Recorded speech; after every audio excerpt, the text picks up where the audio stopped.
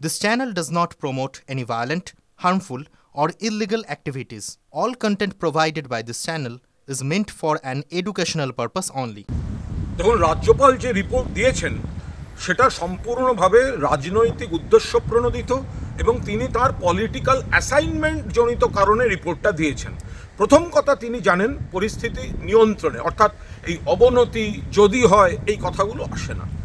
দুই, রাজ্যপাল এটাও জানেন যে ওই সীমান্তবর্তী এলাকায় সীমান্ত রাখার দায়িত্ব তাদের স্বরাষ্ট্র মন্ত্রকের, বিএসএফের। যদি ওপাশ থেকে এপাশে হামলাকারীরা ঢুকে উস্কানি দেয় বা অনুপ্রবেশকারী ঢোকে, এর দায়িত্ব বিএসএফের, যেটা দেখেন অমিত শাহ।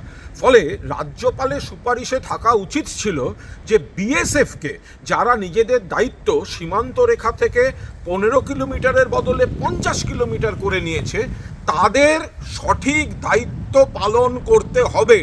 সেই সুপারিশের বদলে তিনি বাংলাকে একটু ইঙ্গিতপূর্ণ কলুষিত, একটু বিজেপিকে খুশি করার মতো একটা সুপারিশের ইঙ্গিত কি ইঙ্গিত, যদি কিন্তু এইসব লাগিয়ে তিনি যেটা করেছেন এটা একটা রাজনৈতিক পত্র, উদ্দেশ্য প্রণোদিতভাবে লেখা।